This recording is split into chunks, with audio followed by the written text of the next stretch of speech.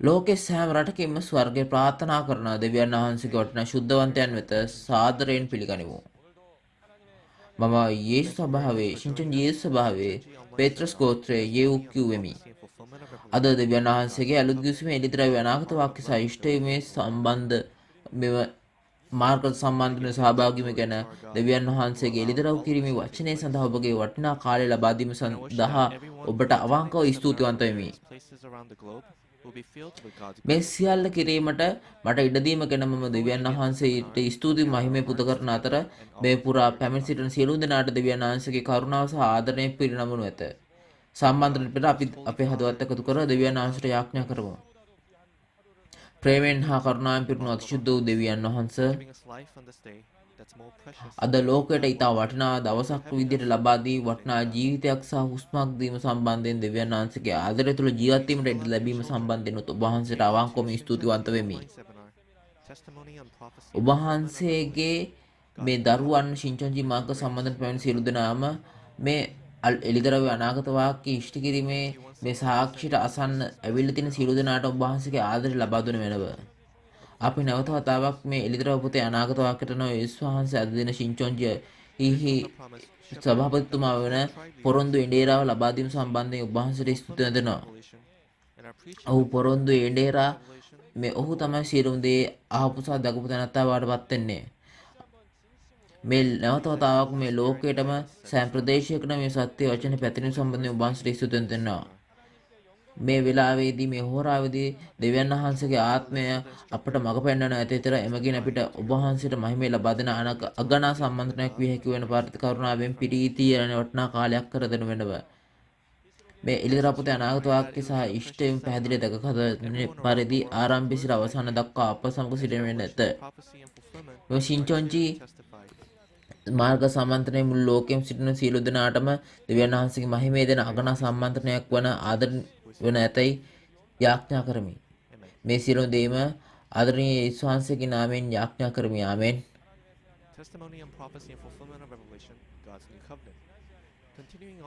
දෙවියන් වහන්සේගේ අලුත් ගිවිසුම එළිදරව් අනාගත වාක්‍ය සහ ඉෂ්ටයේ සාක්ෂිය. අද කලින් වතාවේ සිට මම එළිදරව් 17 වචනවල සාක්ෂි දෙමි. ශින්චන්ජි ගෝත්‍ර 12 යනු දෙවියන් වහන්සේ අපට ලබා දී ඇති බයිබලයේ වචනය මත පදනම් වූ පොරොන්දු එඬේරාගේ මාර්ගයෙන් දෙවියන් වහන්සේගේ වචනය සහ යේසුස් වහන්සේගේ සාක්ෂිය ලබා දෙන ස්ථානයකි. අද සාක්ෂි ලෙස එළිදරව් 14 වන පරිච්ඡේදයේ වචනය තුලින් සියොන් කන්දේ සැබෑ අර්ථය අස්වැන්න ලාගත් 1,44,000 සැබෑව සහ 1,44,000 ගායනා කරන අලුත් ගීතය අවබෝධ කර ගැනීමෙන් දෙවියන් වහන්සේගේ මහිමය ලබා දීමට ඔබට වටිනා කාලයක් වුණු ඇතැයි මම බලාපොරොත්තු වෙමි. අද අපේ පේත්‍රස් ගෝත්‍රයේ ජෝන් වූලි දෙවියන් වහන්සේගේ වචන සාක්ෂි දරනු ඇත. To the religious believers all over the world who hope for eternal life in the kingdom of heaven, and to the many Christian ස්වර්ගයේ සදාකාල ජීවනය ප්‍රාර්ථනා කරන ලෝපුරා සිටින ආගමික ශුද්ධවන්තයන් සහ බොහෝ කිතුණු එඬේරුන් සහ ඇදහිලිවන්තේ පවුල ඔබ සිටින හමු විසතුටක්. මම ජොන් ඌලි වෙමි. යේසුස් වහන්සේගේ ශ්‍රාවකයෙකු වන පේත්‍රස්ගේ නාමයෙන් පිහිටවන ලද පේත්‍රස් ගෝත්‍රයේ දේශකයෙක් වෙමි. පසුගිය දවස් සිට අපි අද එළිදරව් 14 වන ගැන අසන්නෙමු. The main reference for today will be the 144,000 first fruits of Mount. අද දවසේ මේ පරිච්ඡේදයේ ප්‍රධාන මාතෘකාව වෙන්නේ සියොන් කන්දේ 1,44,000 පළමු ඉදුණු පළවේ. කවුද මේ පළමු නෑඹුල් පළ මේ සියොන් කන්දේ සිටින? අපි අද දවසේ මෙම ගිහිල්ලා බැලුවොත් කොහොමද 1,44,000 දෙනාගේ නළලේ දෙවියන් වහන්සේගේ යේසුස් වහන්සේගේ නම් ලියා ඇති බව පවසයි. මෙසේ වන්නේ ඔවුන් දෙවියන් වහන්සේගේ සහ යේසුස් වහන්සේගේ නාමයෙන් මුද්‍රා ඇති තිබෙන නිසා තමයි එහෙම මුද්‍රා වෙලා තියෙන්නේ. දැන් එතකොට එම මුද්‍රා කවදාද උන්ට දීලා තින්නේ? කොතනද එහෙම දීලා තින්නේ? අපි මේක තේරුම් ගන්න මේ එළිදරව් පොතේ එකිනෙකට තියෙන පරිච්ඡේද පරීක්ෂා කරලා බලන්න ඕනේ වෙනස් වෙනව පරිච්ඡේද. එළිදරව් පොතේ එකිනෙකට මේ සංසන්දනය කරන්න පුළුවන් මේ පොත් කාණ්ඩ යුගල තියෙනවා. එතකොට අපි ගිහිල්ලා බලුවොත් එළිදරව් 6 සහ 7, එළිදරව් 13 සහ 14, එළිදරව් 18 සහ 19. එළිදරව් 6 සහ 7 යන පරිච්ඡේදය අනුව මෙතන එක යුගයක් අවසන් වෙලා මේ ඒගොල්ලන්ට විනිශ්චය හම්බුච්ච නිසා ඒ යුගය අවසන් වෙලා එළිදරව් 7 වන පරිච්ඡේදයේ දෙවියන් වහන්සේගේ අලුත් රාජ්‍ය නැවත නිර්මාණය කරන පරිච්ඡේදය වෙනවා. මෙන්න මේ අවස්ථාවේදී දෙවියන් වහන්සේගේ වචනෙන් මුද්‍රාවෙන් මුද්‍රා ලබන 1,44,000ක් සිටිනවා. එබැවින්ම ඔබ එළිදරව් 13 සහ 14 පරිච්ඡේද අතර සම්බන්ධය බැලුවොත් ඔබ 13 වන පරිච්ඡේදයේ කලින් වචනේ හොඳින් අහගත්තා. මේ බර්තිමෙලි ගෝත්‍රයේ ගෝත්‍ර නායකයා තුළ හරහා ප්‍රධාන කරුණාවන් තෝරාගත් ජනතාව විජාතීන් අතින් විනාශයට පත් වෙනවා කියන එක. ඒට හේතුව නම් ඔවුන් සාතන්ගේ අසත්‍යයේ වචනේ පිළිගැනීමෙන් ඔවුන්ට සාතන්ගේ ලකුණ ලැබුණු නිසා ඔවුන් ඒගොල්ලෝ සාතන්ගේ දේපලක් බවට පත් වීම නිසා එම නිසා තමයි තෝරාගත් ජනතාව ඇදහිල්ල අත්හැලා එය බවට පත් වූ අතර ඔවුන් විනාශ වීමට අවස්ථාවක් වී තිබෙනවා. ඔවුන් සාතන්ගේ ලැබූ නිසා තමයි එහෙම සිද්ධ වුනේ. එළිදරව් 14 වන පරිච්ඡේදයේ දෙවියන් වහන්සේ ඊස්වාංශ සහ පොරොන්දු එඬේරා දෙවියන් වහන්සේගේ මුද්‍රා තැබූ පරිච්ඡේදයයි පවසන්න පුළුවන්. දෙවියන් වහන්සේ සහ ඊස්වාංශගේ නාමයෙන් අපගේ නැලල ලියා ඇත්තේ එබැවිනි. එතකොට ඒ කාලයේදී කී දෙනෙක් මේ දෙවියන් වහන්සේ මුද්‍රා කරනවද? 1,44,000 බව ඔව්හු කියයි. ඊළඟට එළිදරව් 18 සහ 19 පරිච්ඡේදය. දැන් ඔබ මේ එතකොට ඔවුන්ගේ සාතන්ගේ වචනේ පිළිගන්න ඇති නිසා ඔවුන් සාතන් සමග නෙමෙයිද සිටින්නේ. වැඩි කල නොගොස් ඔවුන් සාතන් සමග විවාහ වෙන ස්ථානයේ බාට පත් වන අතර මේ දෙවියන් වහන්සේ සහ යේසුස් වහන්සේ පිළිගන්නේ වචනේ පිළිගැනීම මුද්‍රා තබන අය මේ දෙවියන් වහන්සේ බැඩළු පැටවා සමග විවාහට පත් වෙනවා. එතකොට මේ ආකාරයට ඔබ එට මේ එළිදරව් 14 පරිච්ඡේදය තේරුම් ගන්න පුළුවන්. එළිදරව් 14 පරිච්ඡේදය අව ගිහිල්ලා බැලුවාම මේ සාතන්ගේ ලකුණ ලැබුවාට මොනවද වෙන්නේ සහ දෙවියන් වහන්සේගේ මුද්‍රා ලැබුවාට මොනවද වෙන්නේ කියන එක තේරුම් ගන්න පුළුවන් මේ පරිච්ඡේදය අවසානයේට. කෙසේ වෙතත් මම කලින් අහුවා කවුද මේ සියෝන් කන්දේ සිටින 1,47,000 කවුද? ඔවුන්ව මුද්‍රා තබේ කවදාද කොහෙද කියන එක. එළිදරව් 6 වෙනි පරිච්ඡේදයේ යුගයක් අවසන් වෙලා අලුත් යුගයක් නිර්මාණය වෙනකොට දෙවියන් වහන්සේගේ වචනයෙන් මුද්‍රා ලැබූ මේ 1,44,000ක් ඉන්නවා. ඔවුන් තමයි මෙතන මේ එළිදරව් 14 මුද්‍රා තැබූ 1,47,000 බව තේරුම් ගන්න ඕනේ. මේ එළිදරව් 13 වන පරිච්ඡේදයේ සිදුවීම් පසු එළිදරව්වේ 14 වන පරිච්ඡේදය තමයි සිද්ධ වෙන්නේ. ඒ කාලය තමයි අස්වැන්න නෙළන කාලය කියන්නේ. එළිදරව් 13 පරිච්ඡේදයේ සිදුවීම් වලදී වෙන්නේ තෝරාගත් ජනතාව ඇදහිල්ල අත්හැර විනාශ වීමෙන් පසුව තමයි මේ 14 වෙනි පරිච්ඡේදය වෙන්නේ. මේ සරණමංගල්‍ය සිද්ධ වෙන ස්ථානය වෙන්නේ සියෝන් කන්දේ වෙන නැත්නම් දෙවියන් වහන්සේගේ සිංහාසනයේ ඉදිරිපිට වෙන අතර. ඉතින් මම එළිදරව් 14 වෙනි පරිච්ඡේදයේ සමස්ත ගලාම කෙටියෙන් පැහැදිලි කරන්නම්. 1 පරිච්ඡේද පදවල තියෙන්නේ මේ සියෝන් කන්ද මත මුද්‍රා තබන 1,40,000 ජනතාව ගැනයි. 6 සිට 8 දක්වා පදවල සදාකාලික සුභාරංචි සහ අලුත් ගීතිකාව ගැන ගායනා කරනවා. 9 සිට 12 වෙනි පද දක්වා කියන්නේ කොහොමද මූර්ගයාගේ ලකුණ ලැබුව අයට විනිශ්චය කරන්නේ කොහොමද කියන එක තමයි කියන්නේ. ඊට පස්ව 13 සිට 16 පදවල කතා කරන්නේ මේ ඉදුණු පළ අස්වැන්න නෙලන ආකාරයයි. එමෙන්ම 17 සිට 20 අස්වැන්න විදිය නෙලා නොගත් අය ඒගොල්ලෝ මේ කොහොමද මේ වල් මිදි විදියට අරගෙන ඒගොල්ලන්ව විනිශ්චය කරන්න කොහොමද කියන එකයි. එතකොට අපි දැන් එළිදරව් 14 පරිච්ඡේදයේ ගිහිල්ලා බලන්න යනවා. වඩා වැදගත්ම දේ වෙන්නේ මේ ස්වර්ග රාජ්‍යයට යන ඇදහිල්ලක් තිබීම යන්න තමයි ප්‍රධානම වැදගත්ම වෙන්නේ. එතකොට මේ 1,44,000 ඔවුන් දන්නවා ඔවුන් කවුද කියන එක. මේක ගොඩක් වැදගත්. එතකොට ඕගොල්ලන්ට මේ හොඳ ප්‍රධාන කරුණු තේරුම් ගන්න පුළුවන් වුණොත් වඩා හොඳයි. එතකොට මේ මුද්‍රා තැබූ සියෝන් කන්දේ සිටින 1,44,000 කවුදයි තේරුම් ගැනීමට අද දැන් අපි මුලින්ම 1 සිට 5 දක්වා පද කියවා බලමු. එළිදරව් 14 1 සිට 5. තවද බැඩළු පැටවානන්ද උන්වහන්සේ සමග 1,44,000 දෙනෙක්ද සියෝන් කන්දේ සිටින අදුටුමේ. උන්වහන්සේගේ නාමයේද උන්වහන්සේගේ පියාණන්ගේ නාමයේද ඔවුන්ගේ නළල ලියා තිබුණේය. බොහෝ ජල ඝෝෂාව මෙන් මහත් ගර්ජනාවක ශබ්දය මෙන්ද ස්වර්ගයෙන් ශබ්දයක් මට ඇසුනේය. මට ඇසුණු ශබ්දය වනාහි තමුන්ගේ වීණා වලින් ගායනා කරන ගායනාකරන්ගේ ශබ්දය මෙන්ය.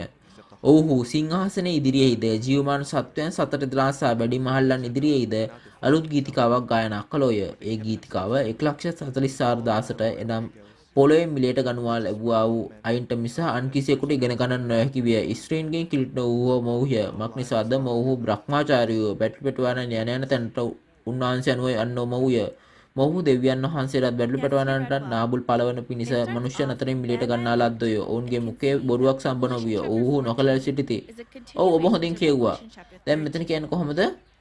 මෙතන මේ මම නැවත මම කියලා කියනවා. මම නැවත දුටුවීම කියලා කියනවා. එතකොට මෙතන මම දුටුවා කියලා කියන්නේ කොහොමද? මෙතන කියන්නේ කොහොමද? මෙම මම කියන පුද්ගලයා එක පුද්ගලයෙක් මේ එළිදරව්වේ සියලුම සිදුවීම් සම්පූර්ණ වීම ගැන සාක්ෂිය එනම් 80 දුටු තැනැත්තා අවුරුදු 2000කට පෙර අපෝස්තල යොහන් තුමා විසින් මේ දර්ශන එළිදරව්වකින් මෙම එළිදරව් සිදුවීම් ලියනවා. එතකොට අද දවසේ එළිදරව් පොත ඉෂ්ට වෙන අවස්ථාවේදී මෙම ස්ථාන එය මේ සැබෑව දුටු අසහ දුටු තැනැත්තා අලුත් යොහන් එහෙම නැත්නම් පොරොන්දු ඉඩේරා කියලා එක ඔයගොල්ලෝ තේරුම් ගන්න ඕනේ. දැන් අපි ප්‍රධාන මේ පාඩය වෙත ගිහිල්ලා බලුවොත් කියන්නේ කොහොමද මේ බැඩළු පැටවා සියොන් කන්දම සිටිනවා කියලා කියනවා. ඔහු සමග 1,44,000ක් සිටිනවා කියලා කියනවා. එතකොට මේ වචනවල වැදගත් වීම තමයි මොකද අපේ බලාපොරොත්තුව තමයි යේසුස් වහන්සේව දෙවෙනි පැමිණීමේදී හමු වීම. මේක එහෙම නෙමෙයිද? යේසුස් වහන්සේ නැවත පැමිණෙන්නට ඔහු කොහෙටද එන්නේ? ඔහු මේ පැමිණෙන්නේ සියොන් කන්ද මත පිටට. එසේනම් මේ 1,40,000 ජනතාව දෙවියන් වහන්සේව නැවත පැමිණීමට පිළිගත් අය කියලා කියන්න පුළුවන්. එතකොට එවිට මේ 1,40,000 ගැන අවබෝධයක් ලබාගෙන අපි මුලින්ම තේරුම් ගන්න ඕනේ මේ සියොන් කන්ද කියන එක මොකද්ද? මේ යේසුස් වහන්සේ සහ 1,40,000 මේ එකට එකතු වෙන තැන. ඊට පස්ව තමයි තේරුම් ගන්න පුළුවන් වෙන්නේ මේ 1,40,000 ගැන ඉගෙන ගන්න පුළුවන් වෙන්නේ. මුලින්ම අපි මේ සියොන් කියන මාසික කන්දක් තන එක ඊශ්‍රායල් මේ දේශයේ යෙරුසලමේ තියෙන පොඩි එය මුහුදු මට්ටමේ සිට මීටර 800 පමණ උස කුඩා කන්දක් වන අතර එතන තමයි ආබ්‍රාම් ඊසක් සහ යාකොබ් ජීවත් වූ ස්ථානය කියලා කියන්න පුළුවන්. එතකොට ඊශ්‍රායලයේ රජු දාවිත් රජ මාලිගාව එතන ගොඩනගුව අතර එතන් පටන් සියොන් කන්ද ඊශ්‍රායලයේ ආගමික මධ්‍යස්ථානය වුණා. ඉතින් මේ සියොන් කන්ද ගැන කතා කරන විට යෙරුසලම සහ තෝරාගත් ජනතාව සංකේතාත්මක කරන්න පුළුවන්. එසේනම් යේසුස් වහන්සේ ආපසු පැමිණෙට මේ මානසික සියොන් කන්දටද එන්නේ. එතකොට එහෙමනම් 1,40,000 ඊශ්‍රායල් දේශයට මේ එයාප්ලේන් එකක යන්න සිද්ධ වෙනවා. කෙසේ වෙතත් මේ එළිදරව් පොත සම්පූර්ණ වූ විට මේ මානසික සියොන් කන්දක් නෙමෙයි මේ සියොන් කන්ද උපමා කරපු ආත්මික සියොන් කන්දක් දිස්වන බව මතක තබා ගන්න ඕනි. එසේනම් මෙම ආත්මික සියොන් කන්ද තේරුම් ගැනීම සඳහා මුලින්ම අපි සියොන් යන වචනය තේරුම් ගන්න ඕනි. සියොන් ඒකේ උපමා කරන්නේ තෝරාගත් ජනතාව තමයි සංකේතවත් කරන්නේ. එයින් අදහස් කරන්නේ දෙවියන් වහන්සේ විසින් තෝරාගත් ඉන්දියානු සහ ශුද්ධවන්තයන්. ඉසායා 60:14 කියන්නේ කොහොමද? මේ ස්වාමීන් වහන්සේගේ නුවරේ කියා ඊශ්‍රායල්ගේ ශුද්ධ තනන් වහන්සේගේ සියෝන්ද කියාත් කියනවා ඇතයි කියනවා කියලා කියනවා. සෙකරියා 2:7 කියනවා කොහොමද? මෙන්න බැබිලෝන් දුව වෙත වසන සියෝන් මිදී වරෙන්න කියලා කියනවා. එතකොට එහෙසේනම් මේ සියෝන් කියන්නේ මේ එක පුද්ගලයෙකු වෙත තමයි උපමා කරලා තියෙන්නේ. සියෝන් කියන්නේ මේ තෝරාගත ජනතාව කියන තමයි උපමා කරලා තියෙන්නේ. ඉතින් මේ කන්ද කියන එක අදහස් කරන්නේ මොකද්ද? ආත්මික කන්ද යනු මේ පොළවේ මේ සතුන් සිටින ස්ථානයක්. එතකොට මෙතන මේ හරියට එතකොට දැන් මේ සතුන් කියන්නේ කොහොමද? මිනිස්යන්ට. එතකොට ඒ කියන්නේ මිනිස්සු එකතු වෙන තැන මොකද්ද? ස්වභාව සංවිධානය කියලා කියන්න පුළුවන්. සරලවුවොත් ඒ මුහුදේ මේ මුහුදෙන් ඉස්සු ස්ථානයක් කියලා කියන්න පුළුවන්. බොහෝ මිනිසුන් එකතු විට ඒ කන්දක් සාදන අතර බොහෝ මිනිසුන් එකතු විට ඒ මුහුදක් වෙන්නත් කියලා කියනවා. එතකොට එළිදරව් පොතේ කඳු තුනක් දිස් වෙනවා. එදෙහිල්ලෙන් වැටීමේ කන්ද, විනාශයේ කන්ද සහ ගැලවීමේ කන්ද කියලා කියන්න පුළුවන්. එතකොට මේවා මානසික කඳු නෙවෙයි. මේ එළිදරව් 11:8 අපි පවතින පරිදි මේක ආත්මික කන්දක් කියලා කියන්න ඕනේ. මේක ආත්මික කන්දක්. එළිදරව් 8:8 අපිට කියන්නේ කොහොමද? එතකොට මේ ගිනිගෙන දැවෙන විශාල කන්දක් මුහුදට හෙළන බව පවසනවා. එතකොට මෙන්න මේක මේ එතනදී අපි ඉගෙන ගත්ත මේක මණ්ඩපය කියලා. මේ මණ්ඩපය යේසුස් වහන්සේ විසින් විනිශ්චය කළ එක ලෝකයට අතහර දමනවා කියලා කියන්නේ. එතකොට මේ ඇදහිල්ලෙන් වැටීමේ කන්ද අන්න ඒකයි. එළිදරව් 17 9 ඉඳන් 10 කියලා වැළුවොත් කොහොමද කියන්නේ? අපි දකින මේ කඳු හත රජවරුන් 7 දෙනා කියලා කියනවා. ඔවුන් විනාශ කරන්නගේ හිස් අත සහ අන්ධහය කියලා කියනවා. The remaining mountain in Revelation ඔවුන් chapter තමයි 14 මේ verse 1 විනාශයේ is the කන්ද කියලා mountain කියන්න of පුළුවන්. Jesus the Lamb අවසානයේදී ඉතුරු වන කන්ද standing, and තමයි this is එළිදරව් the mountain 14 of එකේ තියෙන salvation. මේ බැඩළු පැටවනන යේසුස් That's වහන්සේ why ගැන කතා when we කරන say කන්ද. Mount Zion මේ is කන්ද the තමයි place where ගැලවීමේ the කන්ද chosen කියලා කියන්න people පුළුවන් have වෙන්නේ. gathered. ඉතින් මේක නිසා තමයි And අපි it is සියෝන් a කන්ද ගැන church කතා කරන and විට ඒ organization තෝරාගත් that have ජනතාව been රැස් වන gathered ස්ථානයක්. centered around Jesus. එය මනුෂ්‍යයන් එක්රස් වන The ස්ථානයක්. reality of this එනම් is the සභාව 12 කියලා tribes කියන්නේ of new යේසුස් වහන්සේ spiritual Israel. කේන්ද්‍රගතගෙන මනුෂ්‍යයන් සිටින සභාවක් හෝ සංවිධානයක් වන අතර Why is it the 12 එම tribes? ස්ථානයේ The clue is සැබෑව the නම් ආත්මික 44,000. ඊශ්‍රායලයේ ගෝත්‍ර The 12 වන අසත. 144,000 in ඇයි Revelation ගෝත්‍ර chapter 12ක් 7 තියෙන්නේ? is recorded මෙතන as මේ the ඉගියේ seal තියෙන්නේ of the 1,44,000. මෙම එළිදරව් 7 That's කියන why කොහොමද this Mount මේ Zion refers මුද්‍රා to වූ the ගෝත්‍ර 12 12 කියලා අපිට එළිදරව් 7 කියනවා. එබැවින් මෙම සියෝන් Then what කන්ද kind of people are මේ the sealed ගෝත්‍ර 12 කියලා 144,000? අපිට අදහස් කරන්න They පුළුවන්. are එවිට the මෙම heathen ගෝත්‍ර priests 12 of තුල new මුද්‍රා තබා ඇති spiritual Israel. 1,44,000 මේ කවුද? ඔවුන් කවුද? ඔවුන් තමයි One මේ era had come අලුත් to an end, ආත්මික and ඊශ්‍රායලයේ we can රාජ්‍ය see පූජකයෝ they කියලා are the කියන්න sealed පුළුවන්. kingdom of priests ඉතින් of එක God's යුගයක් new අවසන් වූ kingdom. විට දෙවියන් වහන්සේගේ How did මුද්‍රා they get to ලැබූ Mount Zion? අලුත් The 12 රාජ්‍ය tribes. ජනතාව එහෙම නැත්නම් පූජකයෝ බවට පත් වෙන In ඒගොල්ලෝ. verse 4, කොහොමද it ඒගොල්ලෝ says සියෝන් they are the කන්දේ first ගෝත්‍ර fruits. 12ට පැමිණියේ කෙසේද? That's මෙතන why හතරවෙනි they were පදේදී කියන්නේ harvested කොහොමද? and sealed. ඔවුන් තමයි නෑබුල් ඵල කියලා are තමයි the කියන්නේ. first fruits. මේක නිසා තමයි ඔවුන් අස්වන නෙලා They මුද්‍රා are the වෙලා weeds that weren't ඒගොල්ලෝ නාබුල් harvested, ඵල but බවට were පත් the වෙන්නේ. wheat-like believers that were harvested.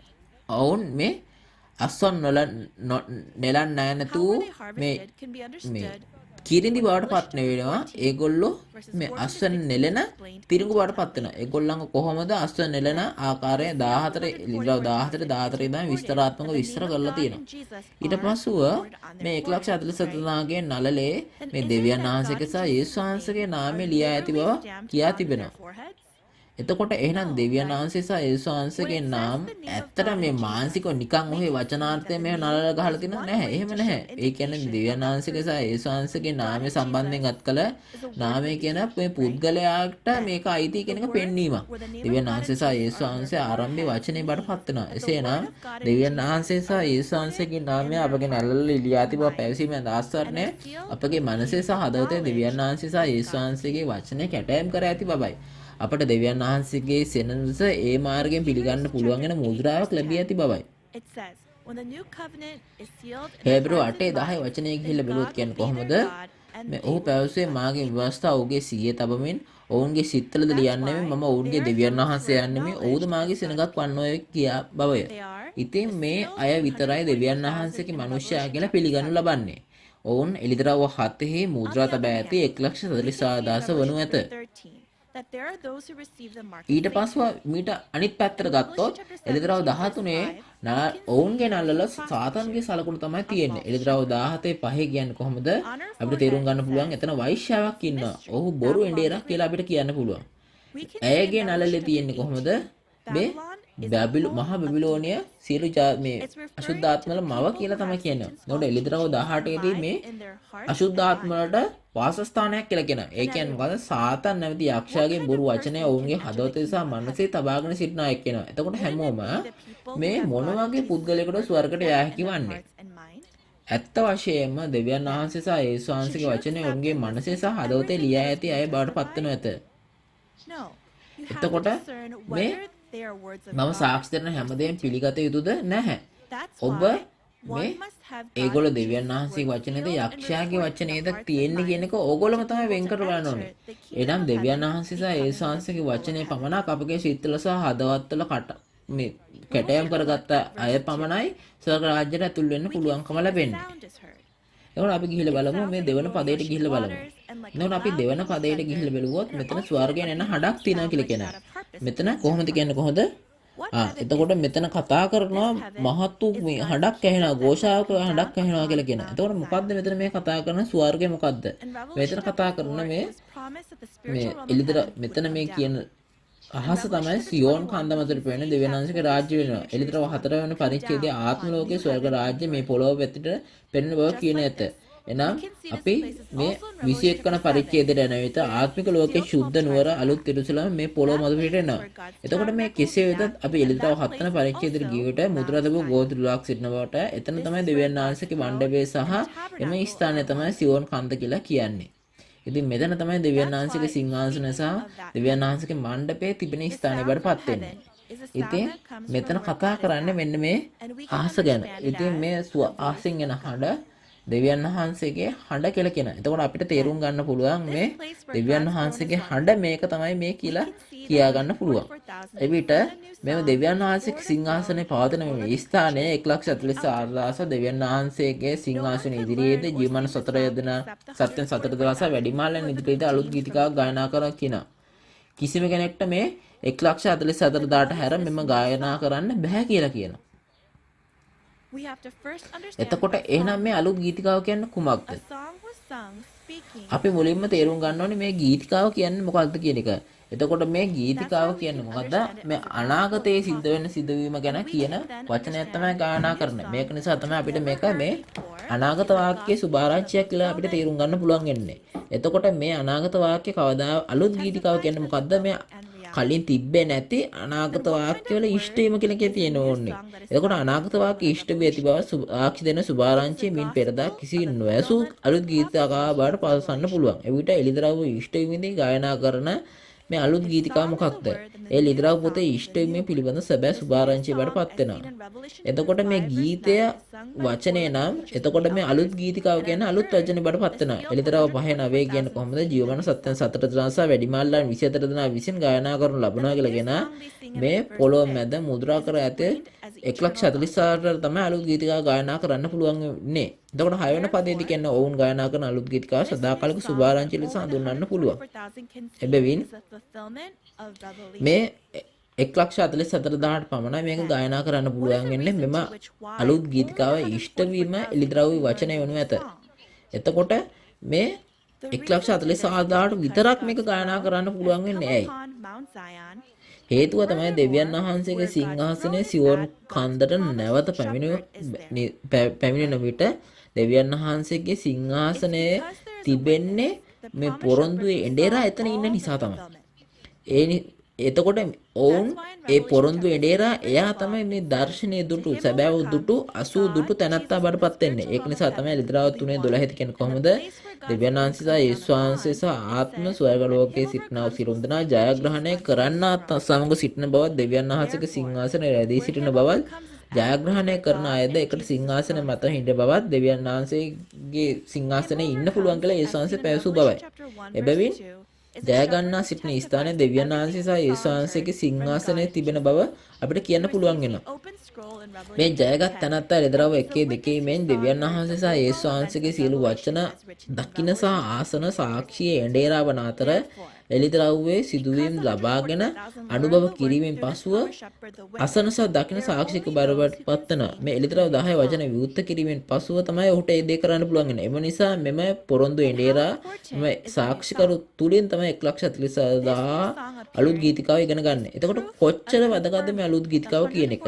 මෙම අලුත් ගීතිකාව නියෝජනය කරන්නේ කුමක්ද? මේකෙන් තමයි කියන්නේ මේ 1,44,000 සහ සියොන් කන්ද සාක්ෂි තහවුරු කරන්න පුළුවන් සාක්ෂි වඩපත් වෙන්නේ. එතකොට මේ සියොන් කන්ද කියන්නේ මොන වගේ කන්දක්ද? දෙවියන් වහන්සේ යේසුස් වහන්සේ සහ ආත්ම ලෝකයේ ස්වර්ගයේ එකම ස්ථානකට එන පොරොන්දු එඬේරා සිටින ස්ථානයේ පත්වන. එහෙනම් මේ මොන වගේ ස්ථානයක් වුණ වගේ ඇත? මේ අප මෙතෙක් ආශා කරන ස්වර්ග රාජ්‍ය නොවේද? එතකොට කාට හරි මේ ස්වර්ගයට කවුරු හරි ස්වර්ගය වෙන්න පුළුවන්ද? මේ නික ඕනම කෙනෙක්ට මෙතන සියොන් කන්ද වෙන්න එකතු වෙන්න පුළුවන්ද? 1,44,000 වෙන්න එහෙම වෙන්න බෑ. මේ 1,44,000 නම් ඔබ අලුත් ගීතිකාව ගායනා කරන්න පුළුවන් වෙන්න ඕනේ. ඔබ සියොන් කන්ද නම් අලුත් ගීතිකාව ඔබගේ මුඛයෙන් පිට වෙන්න ඕනේ. එම නිසා තමයි මෙම අලුත් ගීතිකාව මේ සියොන් කන්ද 1,44,000 පිළිබඳ සාක්ෂියක් වුණු ඇතයි මම කිව්වේ ඒකයි. එතකොට මේ එළිදරයි වචනය දෙවියන් වහන්සේ සාක්ෂි දරනවා නම් ඒක සියොන් කන්ද මේ සාක්ෂි නොදෙන ස්ථානයේ සියොන් කන්ද වෙන්නේ නැහැ. ඒගොල්ලෝ එහෙම වෙන්නේ නැත්නම් 1,44,000 වෙන්නේ නැහැ. ඔබට තේරෙනවද? එතකොට එහෙනම් මේ 1,44,000 මොන වගේ අයද? අපි ගිහිල්ලා බලමු හතර සහ පද අපි ගිහිල්ලා ළඟින් බැලුවොත් කොහොමද කිව්වොත් මේ මොන වගේ අයද 1,44,000 කියන එක අපි දැනගන්න ඕනේ. එතකොට අපිත් මේ උත්සාහ කරන්න ඕනේ මෙන්න මේ අය වගේ වන්න. එතකොට ඔවුන් කියන්නේ කොහොමද? ඔවුන් මේ ස්ත්‍රීන්ගෙන් කිලුට නොවූ මව්ය ඔවුන් බ්‍රහ්මචාරීව කියලා කියනවා. එතකොට මෙතන කාන්තාව ගැන කතා කරනකොට මේක මානසික කාන්තාව ගැන නෙමෙයි කතා කරන්නේ. මේ ආත්මික ස්ත්‍රියක්. එහෙම නැත්නම් එඬේරයෙක් ගැන තමයි කතා කරන්නේ. අවුරුදු 2000කට පෙර අපෝස්තල පාවුල් තුමා කිව්වේ කොහොමද මේ වචන දේශනා කරන විට ඔහු එඬේරක්. එතකොට එයා ආත්මික කාන්තාවක් විදිහට උපමා කරලා තිනවා. එතකොට එයාට කියන්නේ කොහොමද මේ ප්‍රසූත වේදනාව විඳිනවා කියලා කියනවා. එමෙන්ම කිරි ලබා දෙනවා කියනවා. එය ඔහු විවාහ වෙලා හිටියේ නැතුණත් ඔහුට පුතෙක් හිටියා කියන. ඒ කියන්නේ කවුද? ආත්මික පුතාන තිමෝතියස් කියන තමයි කියන්නේ. මේ වචනේ බීජය වෙන බැවින් දේව වචන නැමැති බීජය ලැබුව එඬේරන්ට දරුවන් වැනි සුද්ධවන්තයන්ව පෝෂණය කරන්න පුළුවන් හැකි තත්ත්වයක් තියෙනවා. එසේනම් එළිදරව් පොතේ මේ සඳහන් වන්නා වූ මෙම කිලිට් නොවූ ස්ත්‍රීන්ගෙන් කිලිට් නොවූ අය කවුද? එතකොට මේ කිලිටු වූ ස්ත්‍රීන් කවුද? එතකොට මේ කියන්නේ මේ බොරු එඬේරාවන වෛශ්‍යාව කියලා කියන්න පුළුවන් වෙනවා.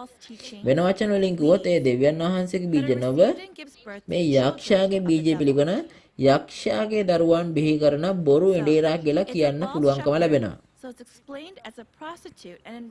ඒ වගේම ඔවුන් මේ වෛශ්‍යාව සහ බොරු එඬේරුන් විදිහට හඳුන්වන්න පුළුවන්. එළිදරව් 2:20 මෙතන කතා කරන යෙසබෙල් කියලා කෙනෙක් ඉන්නා මේ පිළිම වලට පූජා කරන දේවල් අනුභව කිරීමෙන් දෙවියන් වහන්සේගේ සේවකයන්ව පොළඹවාගත් කෙනෙක් කියලා තිනවා. ඔහු තමයි මේ වෛශ්‍යා බැබිලෝනිය කියලා කියන. එළිදරව් 13 ස්වර්ගයේ මණ්ඩපයට ඇතුළු මේ සාතන් සලකුණු ලැබූ පිළිමේ පිහිටලවලා ඔවුන් මේ ඒ පිළිමයට එම කට්ටියට නමස්කාර කරන්න කියලා ඒගොල්ලන්ව පොළඹවනවා. කෙසේ වෙතත් මේ 1,40,000 ඔවුන් මේ යක්ෂයන් සමග එකක් වෙන්නේ නැතුව ඔවුන්ගේ මේ පවිත්‍රකම රැකගත්තා කියලා කියනවා. ඔවුන් මේ අශුද්ධාත්ම සමග වෛශ්‍යාකම නොකළ අතර ඔවුන් ඇදහිල්ල තබාගෙන ඔවුන්ගේ ඇදහිල්ල රැකගත් අය වඩපත් වෙනවා. ඔවුන් මෙම බොරු එඬේරාගේ සාක්ෂියට ඇහුම්කන් දුන්නේ නැහැ. එහෙනම් ඒගොල්ලෝ කාගේ වචනට ඇහුම්කන් දුන්නේ? ඔවුන් තමයි බැටළු පැටාන නැන ඕනතම තැනක අනුගමනය කරන කට්ටිය.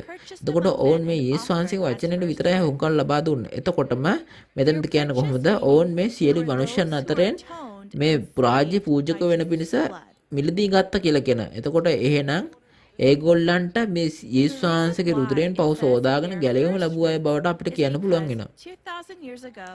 මෙතන ඔවුන් නාබුල් ඵලයයි කියන ලපු හේතුව නම් මේ රාජ්‍ය සුභාරංචිය නැමැති බීජයෙන් යේසුස් වහන්සේ අවුරුදු 2000කට පමණ පෙර වපුරුන් ලැබුවා.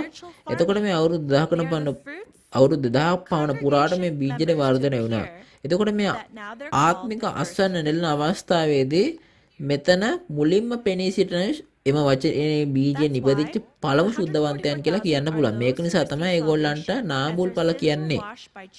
මේ එබැවින් 1,40,000 යනෝ යේසුස් වහන්සේගේ රුධිරයෙන් තම පව සෝදාගෙන ගැලවීම ලැබූ යේසුස් වහන්සේගේ රුධිරයෙන් මිලදී ගත් අය සහ යේසුස් වහන්සේගේ රුධිරයෙන් පවකමා ලබාගත් දෙවියන් වහන්සේගේ රාජ්‍යයේ පූජකයන් බවට පත් වෙනවා. ඔවුන් දෙවියන් වහන්සේට සහ බැඩළු පැටවන්නන්ට අයිති බවත් ඔවුන්ගේ මුඛයේ බොරුවක් හෝ ඔවුන් තුළ කැලලක් නොතිබූ බවත් කියනවා. එයින් අදහස් කරන්නේ ඔවුන් දෙවියන් වහන්සේගේ ඵල බවත් ඔවුන් ඵල බවට ඔවුන් පිළිගන තිබෙන බවයි. මෝසෙස්ගේ කාලයේදී ඔබ වචනේ දකින විට ඔබ පළමුව ඉදුණු ඵල දෙවියන් වහන්සේට නාඹුල් ඵල දෙවියන් වහන්සේට පූජා කරන්න ඕනේ. නමුත් පොරොන්දුව ඉෂ්ට වෙන අවස්ථාවේදී අපි මේ නාඹුල් ඵල බාටපත් වීමට මෙතන කියන කොහොමද අපි මුලින්ම දෙවියන් වහන්සේගේ සත්‍යතාවයේ වචනේ නිපදෙන්න ඕනේ කියලා කියනවා. මේ කියන්නේ මොකද්ද? මෙතන ඵල කියන්නේ මිනිස්සුන්ට. මේ එසේනම් 1,40,000 තමයි නාඹුල් ඵල දෙවියන් වහන්සේට සහ බැඩළු පැටවන්ට අයත් වන අතර ඔවුන් ඒගොල්ලන්ගේ දෙපළක් වෙනවා. එතකොට ඔවුන්ගේ මුඛයේ බොරුවක් හෝ ඔවුන් තුල කැල්ලක් තිබෙන්නේ නැහැ කියලා කියනවා. ඔවුන්ට සත්‍යයේ වචන විතරයි තියෙන්නේ. ඒක රකින්න අය බවට පමණක් වෙනවා කියලා කියනවා. එළිදරව් 22:18 ඉඳන් 19 අපි ගිහිල්ලා බලුවොත් කොහොමද කියන්නේ? ඔබ එළිදරව්ට එකතු කළොත් හෝ අඩු කළොත් ස්වර්ග රාජ්‍යයට යා නොහැක. එතකොට ඔබට තවදුරටත් සාපත් හම්බ වෙනවා කියලා කියනවා. මේ 1,40,000 මුද්‍රාවේ මුද්‍රා ලැබු කට්ටිය එළිදරව් පොතට එකතු කරන්නෙත් නැහැ, අඩු කරන්නෙත් නැහැ. ඔවුන් ස්වර්ගයට ගිය බව පාසන්න පුළුවන් ඒ නිසයි. එහෙනම් මොවුන් තමයි සත්‍ය වචනේ පමණක් හිමි කරගත්තා අය කියලා කියන්න පුළුවන්කම ලැබෙන්නේ. එතකොට මේ 1,40,000 මොන වගේ අයද ඔවුන්? ඔවුන් තමයි මේ අලුත් ගීතිකාවේ මුද්‍රාව ලබා ඇත සියෝන් කන්දේ සිටින නාඹුල් ඵල බවට පත් වෙනවා. මේ වචනවල තේරුම මට තාම තේරුනේ නැහැ කිව්වොත් එහෙනම් අපිට The word of මේ revelation was sealed in එහෙනම් parables. දැන් අපිට දැන් තමයි එන මේක තේරලා තිබ්බේ නැහැ කිව්වොත් දැන් අපිට මේක අහනවා කියලා එන්නේ අලුත් ගීතිකාව දැන් අපි අහන කට්ටිය වෙනවා. එතකොට මේ එලිදරව්‍ය වචනේ උපමාවලින් මුද්‍රා කර ඇත්තේ නියමිත වේලාවට පොරොන්දු ඉෂ්ට වන බැවිනුත් ඒ ඉෂ්ට වෙන තෙක් කිසියෙකුට තේරුම් ගන්න බෑ. බැවින් ඔබ ඕනෑ වෙලාවක මේකට එකතු කරන්නත් බෑ අඩු කරන්නත් බෑ. කෙසේ වෙතත් මෙම If the word of revelation එතකොට has මේ appeared, ඉෂ්ටම ඉෂ්ට වෙනකොට සැබෑව හෙළි වෙන නිසා තවදුරටත් බොරු කියන්න බෑ. දැන් ඉතින් එලිදරව්‍ය වචනේ ඉෂ්ට වෙන අවස්ථාවේදී එලිදරව්‍ය වචන එකතු කරොත් අඩු කරොත් අවසානයේ ඔබට ස්වර්ග රාජ්‍යයට යන්න බැරි වෙනවා. testimony, then everyone එතකොට who මේකට belonged to God එකතු කරොත් හෝ and අඩු the නොකරොත් believers who මෙතන ඉඳන් ඇහුවොත් එහෙනම් අපි සියලු දෙනාටම ස්වර්ග රාජ්‍යයට යන්න පුළුවන් වෙලා සියලු දෙනාටම එකතු වෙන්න පුළුවන්කම ලැබෙනවා. testimony of revelation, එතකොට දයාබර එඬේරුනේ truth to the පළමුව මෙම එලිදරව් පොතේ සාක්ෂි ලබාගෙන අපගේ ප්‍රේමාන්තයන් how to get ඕගොල්ලන්ගේ මේ ඕගොල්ලන්ගේ ආදරය කරන ස්වභාවය සියන්ට සත්‍ය කරන සාක්ෂි දී ස්වර්ග රාජ්‍යයට යෑමට ඇදහිල්ලක් ඔවුන්ට දන්වා සිටින වඩා හොඳ නොවේද? මේ සියලුම වචන සවන් දීමෙන් බොහෝ අයට අවබෝධ කර දී ඇදහිලිවන්තයන්ව ස්වර්ග රාජ්‍යයට දැකීමට මඟ පෙන්වන ජනතාව බවට පත් කරන්න. we will read verse 6 to දැන් අපි සදාකාලික සුභාරංචි කුමක්ද දැන ගැනීම සඳහා අපි 6 සිට 8 දක්වා පද කියවා බලමු. Then I saw another angel flying එලිදරව් 14 6 සිට 8 gospel to proclaim to those පොළේ වසන්නන්ට සියලු ජාතීන්ටත් ගෝත්‍රයන්ටත් භාෂාවන්ටත් සෙනගටත් ප්‍රකාශ කරන පිණිස සදාකාලික සුභාරංචියක් ඇතුව සිටින තවත් දේවදූතයෙක් ආසමෙද පියාසර කරනවා දුටුමි. because the hour of his ඔහු මහත් ශබ්දයකින් කතා කරමින් දෙවියන් වහන්සේට බය වී උන්වහන්සේට ගෞරවය දෙන්න. මක්නිසාද උන්වහන්සේගේ විනිශ්චය පැවැමුණේය. අහසත් පොළොවත් මුහුදත් ජලවුල් පොතුත් මේ උතැනන් වහන්සේට නමස්කාර කරන්නයි කීය. තව දෙවෙනි දේවදූතයෙක්ද ඔහු පස්සේ ගොස් තමාගේ වායිශාකමේ කෝප නැමැති මුද්‍රික පානයේ සියලු ජාතීන්ට පෙව්වා වූ මහත් බබිලෝනිය වැටුණේය කීය. yes you read well. There's another angel that appears that has Amen. the eternal gospel ඔහු to ඔබ හොඳින් proclaim කියවනු to ලැබුවා. every nation, මෙතන තවත් tribe, දේවදූතයෙක් පෙනී සිටිනවා කියලා language, කියනවා. and people. එතකොට ඔහු සතුව සදාකාලික සුභාරංචියක් තියෙනවා කියලා සියලු Eternal gospel. මේ ජාතීන්ටත් ගෝත්‍රයන්ටත් භාෂාවන්ටත් සෙනගටත් කියනවා. එතකොට මොකක්ද මේ සදාකාලික සුභාරංචිය කියලා කියන්නේ? එතකොට සුභාරංචිය කියන වචනය ඒ කියන්නේ මොකද්ද? මේ පොරොන්දුවේ අනාගත වාක්‍ය කියලා ඊෂ්ටීමේ සැබෑව කියන සුභාරංචි වචනය. Fulfillment of මේ the prophecies පළමු of ගිවිසුම් කාලේදී Revelation. පැරණි ගිවිසුමේ ඊෂ්ටීම තමයි සුභාරංචි වඩපත් උනේ. එතකොට මේ අනාගත වාක්‍ය එළිදරව් අනාගත වාක්‍ය ඉෂ්ටීම ඒක තමයි මොකද්ද? ඒ අනාගත වාක්‍ය එහි ඉෂ්ටීම සහ ඒ අර්ථය සහ ඒ සැබෑව සාක්ෂි දැනග තමයි සුභාරංචි බඩපත් වෙන්නේ. අපි යොවෙල් 1:3 ඉඳන් 4ට කියුවේ කොහොමද කියන්නේ කොහොමද නුඹලාගේ දරුවන්ට ඒ දේ කියන කියන්නේ නුඹලාගේ දරුවෝ තමුන්ගේ දරුවන්ටත් ඔවුන්ගේ දරුවෝ තවන් පරම්පරාවටත් කියා දෙන්න කියනවා. මේක නෙමෙයි සදාකාලික සුභාරංචිය වෙන්නේ. ඉතින් මේක නිසා තමයි මේ පරණ ගිවිසුමේ සුභාරංචි පරණ ගිවිසුම සම්පූර්ණ වෙලා පළමු පැමිණි සුභාරංචි අවුරුදු 1000කට පෙර සිද්ධ වුණේ අන්නේ ඉෂ්ට වීම තමයි. දැන් අලුත් ගිවිසුමේ අනාගත වාක්‍ය එළිදරව් ඉෂ්ට වෙනකොට මේක තවත් මේක ඉෂ්ට වුණාට පස්සේ මේක තමයි සුභාරංචි වෙන්නේ. එතකොට එළිදරව් වචනේ ඉෂ්ට වුවොත් මේ තමයි සදාකාලික සුභාරංචි වඩපත් වෙන්නේ. is explained as a new song. එතකොට මේ සදාකාලික සුභාරංචියේ ලිතරව 14:3 කියන්නේ කොහොමද? සදාකාලික සුභාරංචිය අලුත් ගීතිකාව කියලා කියනවා. එතකොට එහෙනම් කවුද මේ අලුත් ගීතිකාවේ වචනයට සාක්ෂි දරන ලබන්නේ? And the sealed ඒ කියන්නේ කොහොමද? 144,000 who මේ learned from the promise එළිදරවේ of Mount Sinai. එළිදරව ඉෂ්ටම ඒ ස්ථානසිට ඇසුදුරු පොරොන්දු එඬේරා සහ ඒ එඬේරා හරහා ඉගෙනගත් සියෝන් කන්තේ මුද්‍රා ලබා ඇති 1,40,000 පමණයි මේ අලුත් ගීතිකාව ගායනා කරන්න පුළුවන් වෙන්නේ. එසේනම් මේ එළිදරවේ සැබෑ වාක්‍ය සාක්ෂි දන්නේ කොතනින්ද? ඒ සියලු ජාතීන්ට ගෝත්‍රයන්ට භාෂාන්ට සෙනගට ඒ කියන්නේ නැත්නම් සියලු සභාවන් වලට සාක්ෂි දරනවා කියලා කියන්න පුළුවන් වෙනවා. ඉතින් මේ නිසා තමයි මේ සියලු දේ අහපු දකපු පොරොන්දු එඬේරා සෑම දෙයක්ම සභාව වලට සාක්ෂි දරනවා කියලා කියන්නේ. ඒක නිසා තමයි මතෙව් 24:14 කියන්නේ කොහොමද? ඒ රාජ්‍යයේ සුභාරංචිය සම්පූර්ණ වීම මුළු ලෝකයටම දේශනා කරනවා කියලා කියන්නේ. එතකොට මම මේ දැන් සියලුම මං සාක්ෂි දරපු හැම දෙයක්ම ඉෂ්ට වූ හැම දෙයක්ම මුළු ලෝකෙම සාක්ෂි දරනවා කියලා කියනවා. එතකොට මෙම දේවදූතයා කියනවා කොහොමද? මේ දෙවියන් වහන්සේට බය වූ උන්වහන්සේට ගෞරව දෙන්න මක්සද උන්වහන්සේගේ විනිශ්චය පැවැමුණේ කියලා කියනවා. එතකොට කවුද මේ විනිශ්චය ලැබෙන කවුද? එතකොට මේ කවුද මේ නමස්කාර කරන කට්ටිය කවුද? මේ විනිශ්චය ලැබීමට නම් එතකොට මාස 42 මේ එළිදරව් 18 බැබිලෝනිය විනිශ්චය මේ බැබිලෝනිය තුලින් එළිදරව් මේ මාස 42කට පසුව එළිදරව්වේ 18 බැබිලෝනිය විනාශකාරකයන්ට තමයි විනිශ්චය ලැබෙන්නේ. එහෙනම් දෙවියන් වහන්සේට නමස්කාර කරන ස්ථානයේ සම්බන්ධයෙන් සියලු ජාතීන් පැමිණ සංවිධානන් වහන්සේට නමස්කාර කරන ස්ථානයක් වෙනවා. ඒ සාක්ෂි මණ්ඩප දේවමාලිගාව නුවත. අපි ඊළඟ වතාවේ ලිදර 15 පරිච්ඡේදයේ මේ සාක්ෂි මණ්ඩප දේවමාලිගාව ගැන කතා කරන සියලු ජාතීන් නමස්කාර කරන ස්ථාන ගැන. එතකොට මෙතන තවත් දේවදූතයෙක් පෙනී සිටිනවා කියලා කියනවා. මෙන්න දේවදූතයෙක් කියනවා කොහොමද බැබිලෝනේ වැටුනේ කියලා කියනවා. එතකොට අපිට දකින්න පුළුවන් කොහොමද මේ බැබිලෝනේ සැබෑව ගැන ගිල බලන්න පුළුවන් එළිදරව 5:17 5 7. එතකොට මේ වෛශ්‍යාගේ සංවිධානය සහ ඇයට අය හිසත 10 ඇති මූර්ගයාගේ සංවිධානය කියලා කියන්න පුළුවන්. එතකොට මේ වෛශ්‍යාව සහ ඇගේ සංවිධානයේ සැබෑව කොහොමද අර අප කලින් ඉගෙන ගත්ත සංවිධානය බාටපත් වෙනවා. ඕන් මොනවද කළේ? ඔවුන් සියලු ජාතීන් සියලු සභා මේ වෛශ්‍යාකමේ මුද්‍රික පානය කිරීමට සැලැස්සුවා. එතකොට වෛශ්‍යාකම යන්නේ අදහස් කරන්නේ මොකද්ද? සාතන් සමග ඇසුරක් පැවැත්වීම සහ සාතන්ගේ අසත්‍ය වචන වලට රැවටීම. ඉතින් වෛශ්‍යාකමේ මුද්‍රික පානය යනවා දෙවියන් වහන්සේගේ වචන නොව අසත්‍ය වචන වන යක්ෂයාගේ වචන වල අතර ඒ සාක්ෂි දෙන වචනය ඒක ඒගොල්ලන්ගේ සාක්ෂියක් විදිහට ඒගොල්ලෝ කියනවා.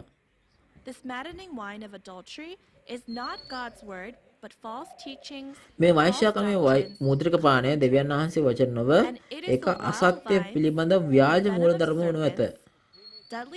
මේ වෛශ්‍යාකමේ මුද්‍රික පානය යනු වල් මිදි එහෙම නැත්නම් සර්පයන්ගේ විෂ සහ පොළොන්ගේ විෂ කියලා කියන මේ ද්විතීක 32 32 ඉඳන් 33ට. එබැවින් මේකෙන් කෑවොත් ඔගොල්ලෝ අනිවාර්යයෙන්ම මැරෙනවා.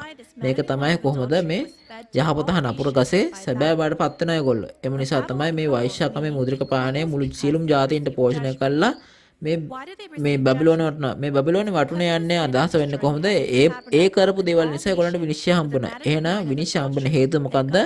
මේ ස්වර්ග මණ්ඩපේ සහ සියලු ජාතීන් මේ වෛශ්‍යාකමේ මුද්‍රික පානයෙන් මත් කළා පාපය සඳහා ඒගොල්ලන් යොමු කිරීම නිසා. ඒ නිසා තමයි දෙවියන් වහන්සේ උන්ට විනිශ්චය කරන්නේ. ඔවුන්ගේ විනිශ්චය ලිදර 17 සහ 18 පරිච්ඡේදවල තේරුම් ගන්න පුළුවන්. අපි ඒව ගැන කාලය ගත වීමත් එක්ක සමීපව බලන්න යනවා. එතකොට දැන් අපි ගිහිල්ලා බලමු මේ මූර්ගයාගේ සර්ගුණ ලැබුවාගේ විනිශ්චය ගැන ගිහිල්ලා බලමු 9 සිට 11 දක්වා පද ගිහිල්ලා කියවමු. ලිදර 17ට 9 ඉඳන් 11.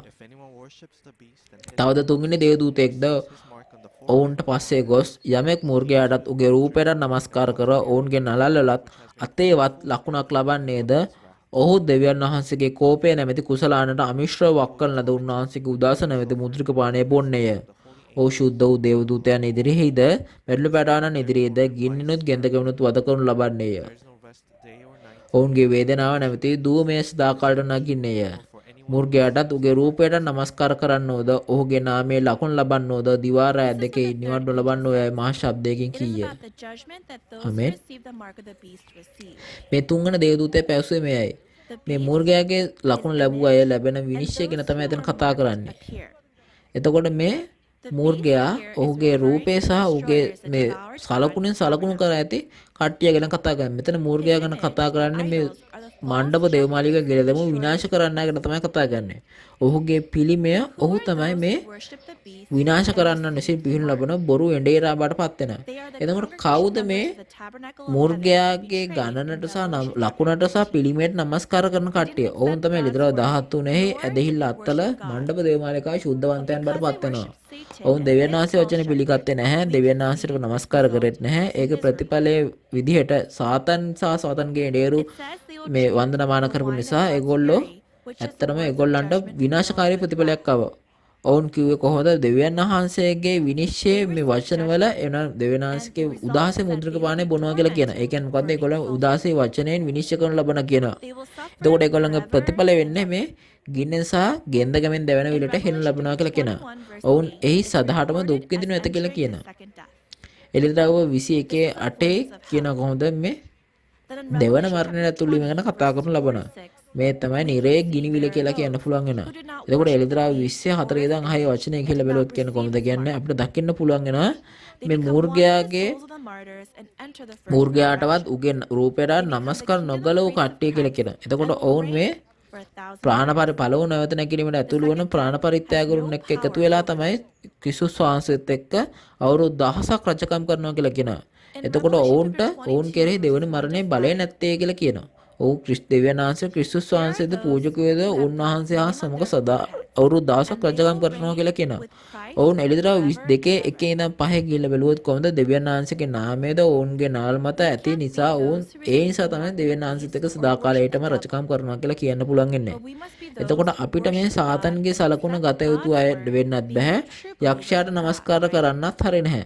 එහෙනම් අපි Also, දෙවියන් we need to වහන්සේ be නමස්කාර believers කළ who යුතු අතර endure and keep දෙවියන් the වහන්සේගේ faith. වචනේ පිළිගන්න සැබෑ ඇදහිල්ලක් When we තිබෙන think අය about වෙන්න ඕනේ. endurance, එතකොට it's එහෙනම් අපි fighting and මේක overcoming අවසානයේ the beast දක්වාම until මේ the time විඳ of දරාගෙන salvation. ඇදහිල්ල රකින And those who ඇදහිලි keep වන්තයන් God's වෙන්න ඕනේ. command and වෙසීම faith කිව්වහම in අපි මේ Jesus බේරෙනකම් සටන් කරලා are මූර්ගයා those who පරද්දන්න ඕනේ. flee to the දෙවියන් වහන්සේගේ mountains when ආඥා the සහ යේසුස් abomination වහන්සේ that තුල causes ඇදහිල්ල desolation stands in the පිළිපදින්නෝ holy place. විනාශයෙන් මේ මත 24 15 ඉඳන් Those 16 who are කියන එපා reported in කරුණු the book සුද්ධ of life, එපා කරුණු dressed in පිළිකුල white, සුද්ධස්ථානයේ who walk with පැමිණිට Jesus කන්දර and පලායන කට්ටිය acknowledged වලපත් as වෙනවා. stated in මේ Revelation chapter 3 verse එතකොට 45. එළිදරව් 3 4 ඉඳන් පවසන They are පරිදි those මොවුන් who ජීවන worship පොතේ the ලියා temple ඇති of God සුදු and the වස්ත්‍ර altar, ඇඳගෙන and යේසුස් Revelation වහන්සේ සමග chapter ගමන් 11 කරන්න verse සුදුසු 1. අය වෙනවා කියලා කියනවා. එළිදරව් 11 As එකේදී written in ඔවුන් දෙවියන් Revelation වහන්සේගේ chapter මාලිගාවේ 17 verse පූජාසෙන් 14 නමස්කාර are කරන්නන් බවට those පත් who වෙනු are ඇත. called chosen, එමෙන්ම faithful එළිදරව් 17 followers who 14 තියෙන කොහොමද overcame. ඔවුන් යේසුස් වහන්සේත් And there are සමගම those who මේ overcame තෝරාගෙන in Revelation එළියට chapter ගත්ත 15 verse කට්ටිය 2 එනම් that සත්‍යයෙන් were ජයගත්ත victorious කට්ටිය over the කියනවා beast කියලා. and his image and එළිදරව් remembered 15 his name. එකේදී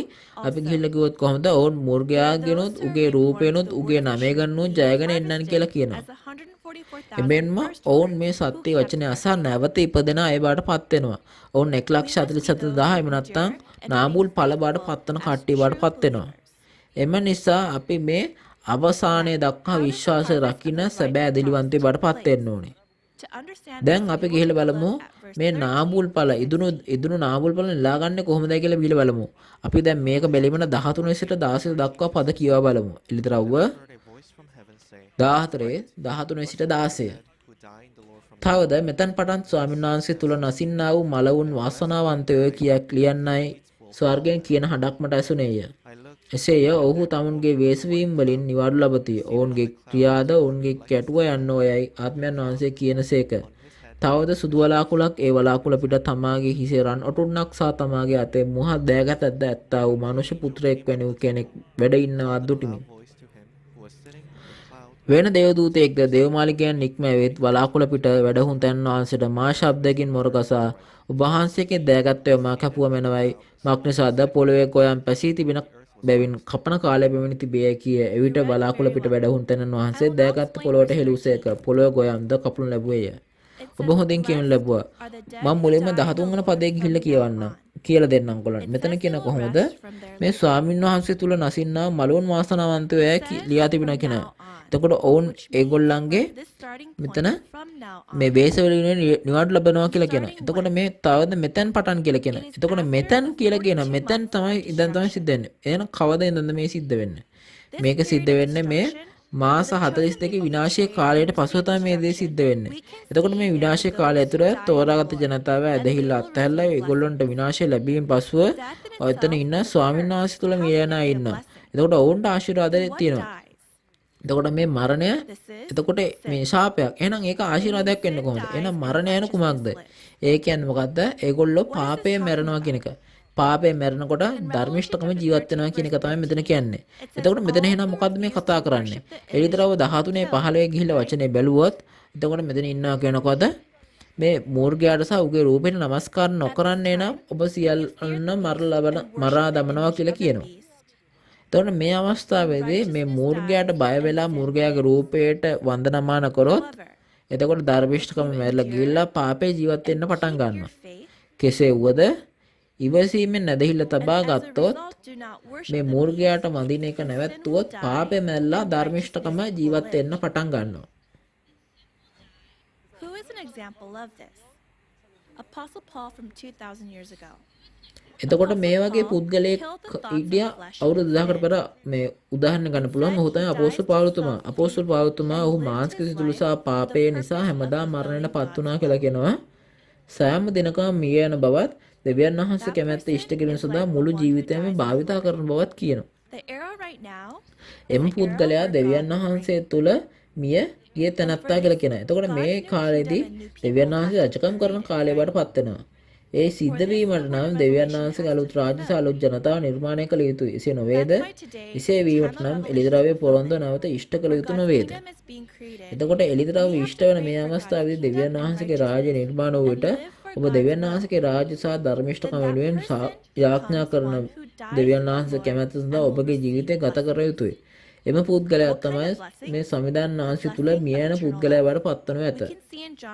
එතකොට මොන වගේ ආශිර්වාදයක්ද මේක? මේක සදාකාලික ජීවනය පිළිබඳ ආශිර්වාදයක්. ඔබ යොහන් 11:25 ඉඳන් 26ට ගිහිල්ලා බලවත් කියන්නේ කොහොමද? මේ මා කෙරේ අදහන්නා මලලොම ජීවත් වෙන්නේ ජීවත් වෙන කවුරු නමුත් මා කෙරේ අදහන්නේද ඔහු කිසි කලකට නොනසින්නේ යයි කියවනක් තිබේ. එතකොට මේ මරණ කෙනා සදාකාලිකව ජීවත් වෙනවා කියන්නේ මෙන්න මේ වචනේම තමයි. මේ දේ අද සිද්ධ වෙනවා. දෙවියන් වහන්සේ රජකම් කරන අලුත් ජාතිය අලුත් ජනතාව නිර්මාණය කරනවා කියලා කියනවා. ඔවුන් තමයි දෙවියන් වහන්සේ සමග විවේකයට ඇතුල් වෙන කට්ටියටපත් වෙන්නේ. එම නිසා අප දැන් ස්වාමීන් වහන්සේ තුල මිය යන අය බවටපත් වෙන්න ඕනේ. ඒක කරන්න අපි දෙවියන් වහන්සේ කාර්ය කරන්න ඕනේ. එතකොට මොකද දෙවියන් වහන්සේ කාර්යය? ඒ තමයි අස්සන්න එළීම කියලා කියන්නේ. එතකොට අපි එළිදරව 14 සිට 14 ඉඳන් 16 සිට කියවුවොත් කොහොමද කියන්නේ? මේ දෑකැත්ත දැමූ විට මේ සියලු දේ අස්සන් නෙලනවා කියලා කියනවා. බලාකුළු මත සිටින මනුෂ්‍ය පුත්‍රයා වැඩ කෙනේ තීනු දෑකැත්ත තිබෙනවා කියලා කියනවා. මේ කතා කරන්නේ යේසුස් වහන්සේ ගැන තමයි මෙතන කතා කරන්නේ. මේ බලාකුළු මත හිඳගෙන ඉන්නවා කියන්නේ මොකද්ද?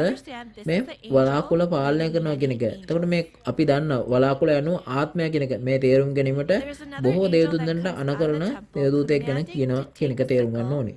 කෙසේ වෙතත් තවත් දේවදූතයෙක් දේවමාලිකයෙන් පිටත පැමිණ මේ දෑකත්ත අරගෙන මේ මොකද්ද ඉදුණු ඵල අස්ව නෙලන කියලා කියනවා. එතකොට අපිට තේරුම් ගන්න පුළුවන් වෙනවා මේ අස්ව නෙලන කාලය පිළිබඳ ප්‍රකාශ කිරීමේ මෙහිම ඇති දේවදූතයා කියලා අපිට තේරුම් ගන්න පුළුවන්.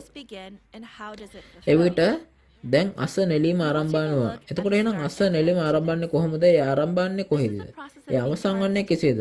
එතකොට අපි මුලින්ම ගිහිල්ලා බලමු මේ අස්ව නෙලීමේ ක්‍රියාවලියේ ආරම්භය.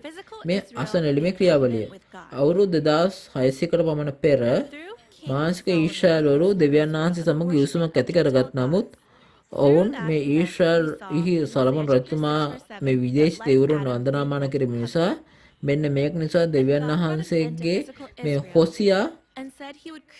හොසියා පොතේ දැක්කාගේ ආදම් මෙන්ම ඕනොත් ඒ ගිවිසුම කඩ කරා කියලා කියනවා. එතකොට ඒක නිසා මේ අලුත් දෙයක් හදනවා, අමුතු දෙයක් හදනවා කියලා කියනවා. එතකොට ඒ මාර්ගෙම යෙරමියා 31:27 දී කියනවා මේ වර්ග දෙකක බීජ වපුරනවා. එකක් මූර්ඝ බීජ අනිත් එක මනුෂ්‍ය බීජ වපුරනවා කියලා කියනවා. එතකොට මේක අවුරුදු 2600කට පෙර කිව්වා. ඊට පස්ව ඒ කියපු අවුරුදු 2600කට පෙර කියපු දේ ඉන් අවුරුදු 600කට පමණ පසුව යේසුස් වහන්සේගේ පළමු පැමිණීමේදී ඉෂ්ට කරන ලැබුවා. මීට වසර 2000කට පමණ පසුව යේසුස් වහන්සේ මනුෂ්‍ය පුත්‍රයා ලෙස පැමිණ මේ කෙතේ හොඳ බීජ වපුරුසේක. එවිට සතුරා යක්ෂයා පැමිණ මේ කිරිඳි එනම් නපුරු බීජ වපුරුවා. එතකොට මූර්ඛ බීජ වපුරුවා. මේ කාලයේ කියනවා කොහොමද? එතකොට මේ ඒ කාලේදී කියනවා මේ කිරිඳි බීජ ගලවන්න එපා කියනවා. අස්වැන්න නෙලනකම් එක තියන්න කියනවා. එතකොට අස්වැන්න නෙලන කාලෙ විදිහට මේ කිරිඳි එකට මිටි බැඳ පුච්චන්න දානවා කියනවා. එමෙන්ම තිරංගු එකතු කර අටුවට ගෙන යන බව කියනවා. ඇයි මේ කිරිඳි උගුල්ලන්න එපා කියලා කියන්නේ මොකද්ද? ඇයි මේ හොඳ බීජයි මේ නරක බීජයි දෙකම එකට වෙනකොට ඒගොල්ලෝ දෙගොල්ලම අපිට දකින්න පුළුවන් දෙගොල්ලම එකම කෙතේ තියෙනවා කියලා. එතකොට මොකද්ද දෙගොල්ලම එක වගේ තියෙන්නේ? මොකද්ද ඒක කියන්න බෑ. නිකන් මේ පොඩි කාලෙදි මේක වෙන් කරලා හඳුනන්න බෑ තිරංගු කිරිඳි මොනවද කියන එක. එතකොට ඒගොල්ලෝ මේ කුඩා කාලේදී අපිට කියන්න බෑ මේක වෙන් කළා මේ කිරිඳි මොනවද තිරිඟු මොනවද කියන එක. එතකොට මේ ආඩ දැන් ඒ කිරිඳි අදිනකොට කිරිඳි වල මුල් තිරිඟු මුල් වලත් එක්ක තියෙනවා. එතකොට ඒක නිසා දෙක එකට මිශ්‍ර වෙලා තියෙන නිසා කිරිඳි අදිනකොට තිරිඟුත් ඇදෙන්න පුළුවන්. මේක නිසා තමයි අස්වන් නෙලනකම් තියන්න කියලා කියන්නේ. එතකොට මේකේ ප්‍රධාන හේතුව තමයි අස්වන් නෙලන කාලයේදී තිරිඟු සහ කිරිඳි වෙන් කරලා හඳුනා ගන්න පුළුවන් වෙන නිසා. එතකොට මේක වෙන් කරලා හඳුනා ගන්න පුළුවන් නේද? එතකොට මේ කිරිඳි තිරිඟු වලයි පින්තූර දෙක මේක. එතකොට මේ හරහා අපිට තේරුම් ගන්න පුළුවන් මේ තිරිඟු බීජ කොහොමද කියන එක. එතකොට කොහොමද ඒගොල්ලෝ වර්ධනය වෙන්නේ? ඒක වෙන්නේ කොහොමද? මේ හොඳ බීජ රාජ්‍ය පුත්‍රය වෙනවා. කිරිඳි බීජ මේ නපුරාගේ පුත්‍රය බඩපත් වෙනවා. මේ බීජ වැටුණු කෙත යේසුස් වහන්සේගේ ලෝකේ බඩපත් වන අතර එනම් යේසුස් වහන්සේගේ බීජය වැටුණු we look at ස්ථානය this through the Bible, ඒසාංශගේ එනම් ක්‍රිස්තියන් ලෝකයේ වෙන සභාව කියලා කියන්න පුළුවන්. ඉතින් ඒක නිසා තමයි බයිබලයේ ලෙස බැලුවොත් මේ සභාව කියන්නේ මේ ස්වර්ග රාජ්‍යයට යන මනුෂ්‍යයා පමණ ස්ථානයට පමණක් නොව ස්වර්ගයට යන ස්වර්ගයේ පුත්‍රයන් සහ විනිශ්චය කරන ලබන මේ දුෂ්ටයන්ගේ පුත්‍රයත් එතනම ඉන්නවා. අන්න එම කාලය තමයි අස්වැන්න ලැබෙන කාලය වෙනවා. එන නැත්තම් අස්වැන්න ලැබෙන ලෝකයේ අවසාන කාලයකට පත් වෙනවා කියලා කියන්නේ. අස්වැන්න ලැබෙන කාලයට අනුව මේ දේවදූතයා පැමිණ ධාන්‍ය අටුවට ගෙනෙනවා කියන්නේ. එතකොට කොහොමද රාජ්‍ය පුත්‍රයන්ව අටුවට ගෙනෙන්නේ කොහොමද? අපි මේ තේරුම් ගත යුතු නොවේද? නපුරාගේ පුත්‍රයන්ව අස්වැන්න නොලබන බව කියනවා. ඕන්න ගින්නෙන් විනිශ්චය කරනු ලැබේ. මේ බයිබලයේ පොරොන්දුවක් කියලා කියනවා. The angel is a spirit. එතකොට අපි ගිහිල්ලා බලමු මේ අස්වැන්න සිද්ධ වෙන්නේ කොහොමද කියන එක. මේ දේවදූතයන් ආත්ම. එම මේ එතකොට මේ ආත්මික දේවදූතයම මේ මානසික දෑකැත්තක් කොසවාගෙන අස්වැන්න නෙලනවා කියලාද හිතන්නේ නැහැ. එහෙම වෙන්නේ නැහැ. එහෙනම් මේ දෑකැත්ත කියන්නේ මොකද්ද? ඒක තියුණු දෑකැත්තක්. එතකොට ඒකෙන් අදහස් කරන්නේ මොකද්ද? ඒ දෙවියන් වහන්සේ වචනය. එතකොට එපිස 6:17 කියන්නේ කොහොමද? දෙවියන් වහන්සේගේ වචනය කඩුව හා අනිත් ආයුධ කියලා කියනවා. එතකොට එසායා 2:4 ගිහිල්ලා බලුවොත් කොහොමද කියන්නේ? අස්වැන්න නෙලන කාලයේදී ඔහු තමුන්ගේ කඩුවලින් හීවැල්ද හෙල්ලවලින් දෑකෙදි තාලා ගන්නවා කියලා කියනවා. මේවා අස්වැන්න සඳහා මෙවලම් බවට පත් වෙනවා.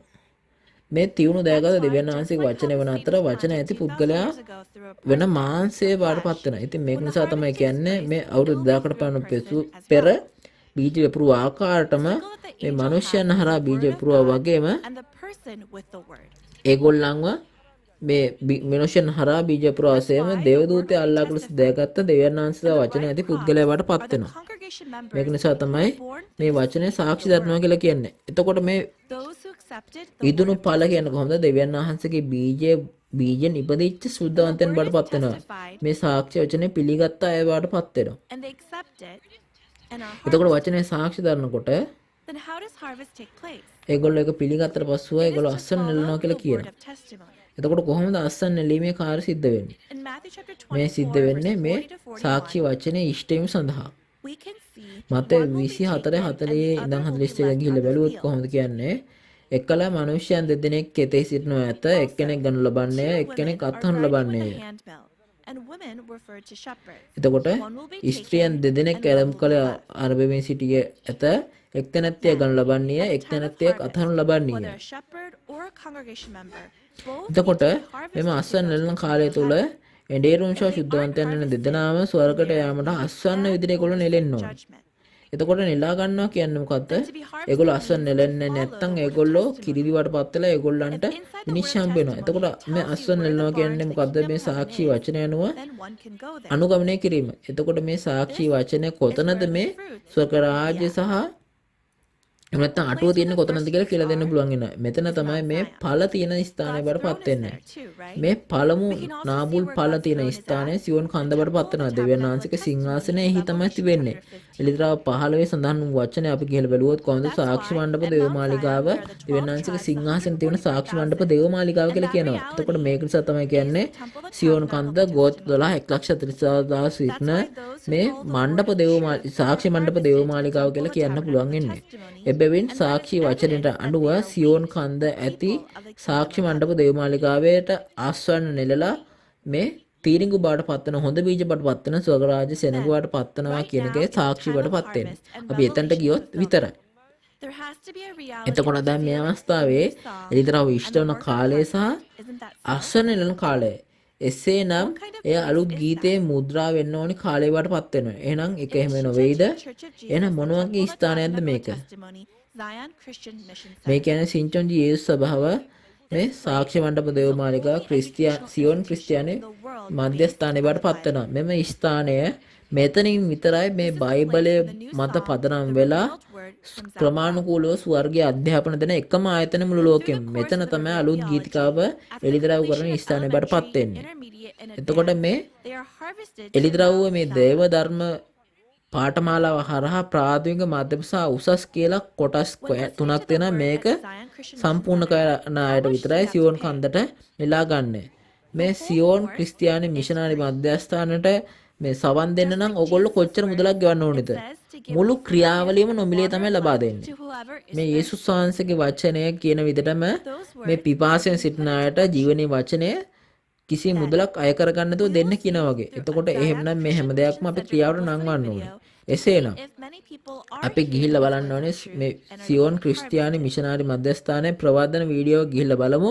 මේ බොහෝ දෙනෙක් සත්‍ය වචන අසා දැනගත්ත මේ යන්න ඕනි තැනට අපි ගිහිල්ලා බලමු.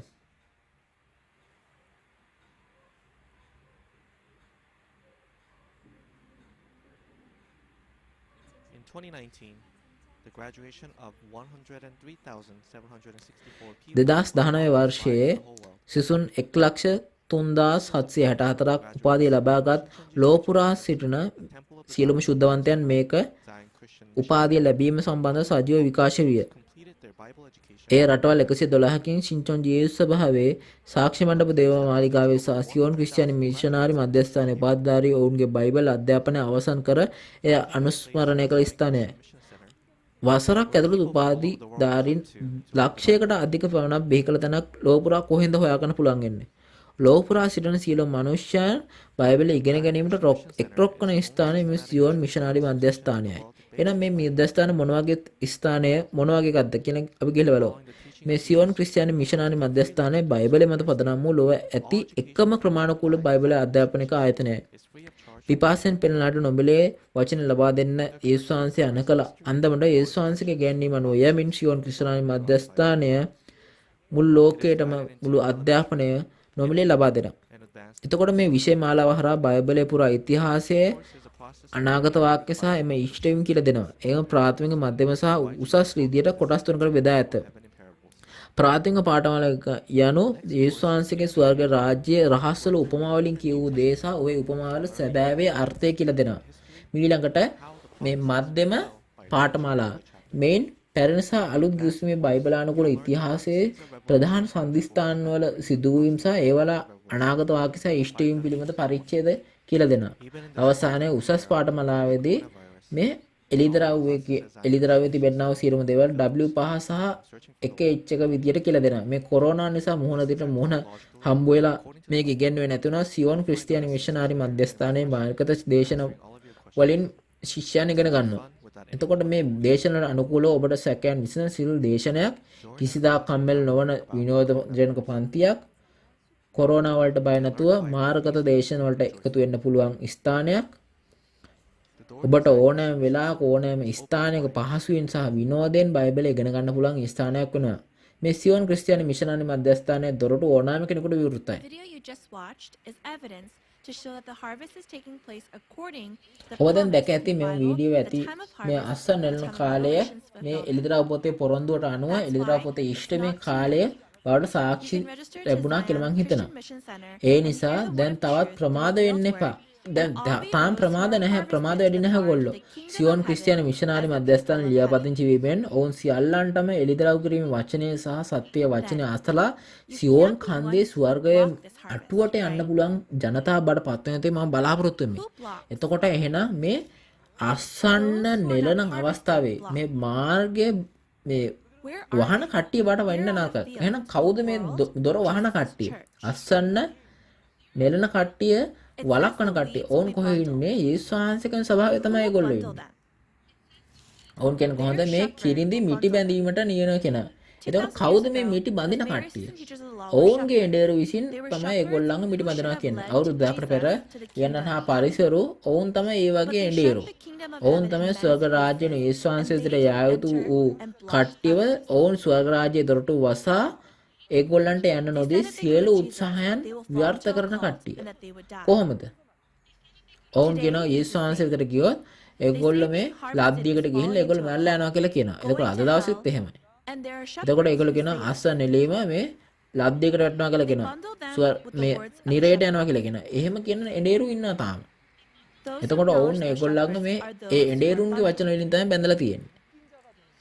එතකොට මේ ඒ එඬේරාගේ වචන පිළිගන්න ඕනම කෙනෙක් ඒ එඬේරත් එක්ක බැඳලා ඉන්නවා. එතකොට ඒගොල්ලෝ කියනවා මම මේ සභාවේ සමාජිකයෙක් ඒ සභාවේ සමාජිකයෙක් කියලා මේ සභාවේ අස්ව නෙලීමකින් තොරව ඉන්නවා කියන්නේ. මේ සභාවක අස්ස නෙල්ල නැත්තම් ඒ කෙනා කිරිඳි වල සාක්ෂියක් නැත. එතකොට මේ බඳින ස්ථානය තමයි සැබෑව. එහි ප්‍රතිඵල වෙන්නේ මොකද්ද? වචනයට අනුව ගිහිල්ලා බැලුවොත් ඒගොල්ලන්ට විනිශ්චය හම්බ වෙනවා. ඒගොල්ලෝ ඊට පස්සෙ නිරයට යනවා කියලා කියනවා. එම නිසා තමයි අස්සන් නෙලන කාලය තුර ඔබ මේ එක එක එඩේරන්ගේ වචනේ විශ්වාස නොකර අස්සන් නෙලන දේවදූතයාගේ වචන වලට සවන් දෙන්න ඕන කියන එක ඔයගොල්ලෝ මතක තබා ගන්න ඕනේ මෙන්න මේ නිසා. තවද මේ අවුරුදු 2000කට පෙර අස්වැන්න වැලක් වූ අයගේ සැබෑව අපි මේ වචන වලින් තේරුම් ගත්තා. එතකොට මේ වචන කල්තියා ලබා දීමට හේතුව තමයි මේ දේවල් අස්වැන්න නෙලන අවස්ථාවේදී නැවත වතාවක් මේ දෙවනි වාරාවට ඉස්ත වෙන්න නැති නිසා මේ අපි අද දවසේ මේ එඩේරුන්ගෙන් පටන් අරගෙන මේ වචනේ තේරුම් අරගෙන මේ පුළුවන් තරම් මේ ජනතාවට ලබා දීලා ගොඩක් අය ස්වර්ග රාජ්‍යයට ගෙනියන්න පුළුවන් ජනතාවක් බඩපත් වෙලා ඕන්ට අස්වැන්නලා හොඳම එඩේරු බාට දෙවියන් වහන්සේ පිළිගන්න අය බාටපත් වෙන්න ඕනේ. ඒක නිසා තමයි අපි මේක අහන්නේ. එතකොට දැන් අපි ගිහිල්ලා මේ මිනිස්සු ලැබෙන මිදි කියන්නේ මොනවද කියලා ගිහලා බලමු. අපි ඒක තේරුම් ගන්න නම් 17 සිට 20 පද දක්වා ගිහලා කියවමු. එල්දරව 14 17 සිට 20. තවද දේවදූතෙක් ස්වර්ගයේ තිබෙන දේවමාලිගෙන් පිටත් ආවේ. ඔහුට මොහොත් දයගත්ත තිබුණේය. ගින්න කෙරෙහි බලය ඇත්තා වූ තවත් දේවදූතෙක් පූජාසනයෙන් පිටත් ඇවිත් මොහොත් දයගත් ඇතුව සිටියේ තැනැත්තාට මහත් හඬකින් මොරගසා උඹේ මොහොත් දයගත්තේ මොකට පොළොවේ මිදිවැලේ මිදිපොකුරු කපා රැස් කරන්න. මක්නිසාද මිදිපල හොඳට ඉදී තිබේයයි කීය. එවිට දේවදූතයා තමාගේ දෑගත්ත පොළොවට හෙලා පොළොවේ මිදිපල් රැස් කොට දෙවියන් වහන්සේගේ උදාස නැමැති මහත් මිදිපැසට හෙළුවේය. නුවරින් පිටත මිදිපැස පාගන ලද්දේ. එවිට පරලොන් 1600ක් පමණ දුර අශ්වයන්ගේ කටකලියා දක්වා මිදිපැසෙන් ලේපිට වුණේය. ඔබ හොඳින් වචනය කිව්වා. මෙතන කියන වචනය විනිශ්චය කරනවා කියලා කියන මේ මිදි විනිශ්චය කරනවා කියලා කියන. මේ මිදි පැසකට මුද්‍රක යන්ත්‍රයෙන් තමයි පාකා දබනවා කියලා කියනවා. අස්වැන්න නෙරෙන විට හදිස්සියෙන් මිදි විනිශ්චය කරන්නේ මන්දේ සමරන්න සිදෙන්න පුළුවන්. ඒකට හේතුව තමයි මතේ 13:40-42 කියනවා. මේ කිරිඳි එක්කොට ගින්නෙන් දවන්නාක් මෙන් එය අස්වැන්න නෙලීමේ අවසානයේ සිදුවනු ඇත කියලා කියනවා. එන ලෝක අවසානයේ සිදුවනවා කියලා කියනවා. එතකොට මෙන්න අස්වැන්න නෙලන කාලය ලෝකාන්තිමේ නොවේද? මේ 16 වෙනි පදයේ දක්වා මෙතන අස්වැන්න නෙලා ගත්තා. දැන් ඉතුරු වෙලා තියෙන්නේ කිරිඳි විතරයි. මේ විනිශ්චයේදී මිදි කිරිඳි ලෙස කතා කරන්න පුළුවන්. මේ 17 සිට 20 පදවල මේ කිරිඳි වලට විනිශ්චය දෙන බව කියනවා. එතකොට මේ එකම අන්තර්ගතය කියලා කියන්න පුළුවන්.